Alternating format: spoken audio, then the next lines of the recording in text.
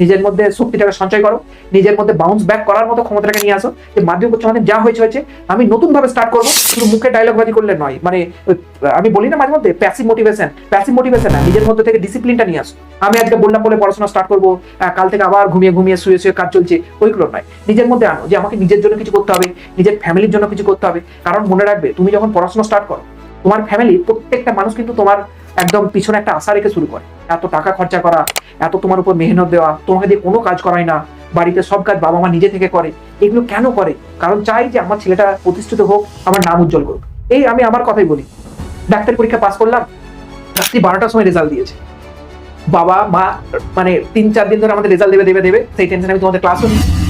তো রাত্রি 12টার সময় ফোন করেছি, এত খুশি, মানে ওই যে খুশিটা আনন্দে কেঁদে দিয়েছে। আমি নিজে কাঁদিনি, আমি ভয় পাচ্ছিলাম খুব যে কি হবে ঠিক নেই। ওই যে বাবা মার যে একটা আনন্দের যে কাঁদনা, বা সকালবেলা উঠে আমাকে খুশির সঙ্গে ফোন করা, সবাইকে বলা যে ছেলে ডাক্তার হয়ে গেছে, ওই যে আনন্দটা না, ওটা ঠিক মানে নিজের না যদি না করো না, বুঝতে পারবে না। অপর কেউ সফল হলে ওই জিনিসটা ঠিক আনন্দটা বাবা মার চোখে দেখতে পারবে না। তো সেই কারণে পরিশ্রমটা এত করো যেন বাবা মার চোখে ওই আনন্দটা দেখতে পাও, যে ঠিক আছে মাধ্যমিক আমার রেজাল্ট যা হয়েছে হয়েছে, আমি যেন 11-12 খুব ভালো পরিশ্রম করি, আমি যেন যে কোনো খুব ভালো কম্পিটিটিভ এক্সাম ক্র্যাক করতে পারি, আমি যেন উচ্চ মাধ্যমিকে বাউন্স ব্যাক করে দাঁড়িয়ে দিতে পারি। আমাকে যে সমস্ত মানুষরা বলেছিল যে তোর দ্বারা জীবনে কিচ্ছু হবে না, তাদেরকে যেন তোমার রেজাল্টের উত্তর দেয়, মুখে কোনো উত্তর দেওয়ার প্রয়োজন নেই।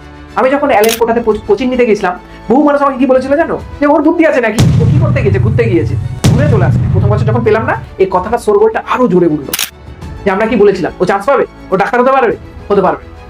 কিন্তু আমাকে তারা চেনেই না আমি কেমন স্টুডেন্ট। আমি সারা জীবন কম বেশি বাড়ির বাইরেই পড়াশোনা করেছি, মিশনে থেকে পড়াশোনা করেছি। কিন্তু মানুষকে যখন কিছু বলার সুযোগ দেবে তারা বলবেই। অসফল হয়েছি, মানুষ বলেছে, স্বাভাবিক ব্যাপার। বহুজন মাধ্যমিক এই মুহূর্তে রেজাল্ট খারাপ করেছো, বহুজনকে বহু কিছু বলবে, শুনতে হবে, কিছু মানে মাইন্ড করলে চলবে না। কারণ তুমি তোমার পরিশ্রম যেমন দিয়েছো সেরকম রেজাল্ট পেয়েছো, এটা তো একদম। কিন্তু তার পরের বছর আমি ভাবলাম যে যারা আমাকে এই সমস্ত কথাগুলো বলছে, যারা বাবাকে দান করিয়ে দাঁড়িয়ে বলছে ছেলে চান্স পেয়েছে, ছেলে চান্স পায়নি তো, এই যে কথাগুলো শোনাচ্ছে, এই টনগুলো আমার মনের মধ্যে না আগুন জ্বালিয়ে দিত। যে আমাকে এত কষ্ট করে বাবা পড়াচ্ছে বলে বাবাকে শুনতে হচ্ছে, আমি তো বাইরে আছি, আমাকে কম শুনতে হচ্ছে। তো বাবাকে যেন পরের বছর এই কথাগুলো জিজ্ঞাসা না করে বলে যে ছেলে তো চান্স পেয়ে গেছে, মিষ্টি খাওয়াবে নাকি।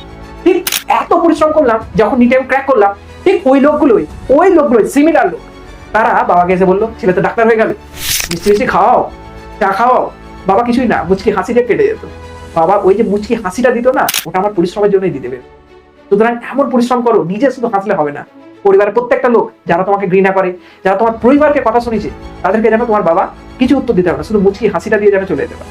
তুমি যেন মুচকি হাসিটা দিয়ে চলে যেতে পারো যে আমি যা করার দেখে নিয়েছে, তুমি যা বলার বলে নিয়েছিলে, আমি আমার কর্ম করে দেখিয়ে দিয়েছি, বাস এটাই আমার কাছে সব থেকে বড় মোটিভেশন। জীবনে যদি মুচকি হাসার সুযোগটা পাও না, তখন সাফল্যের কি স্বাদ সেটা বুঝতে পারো।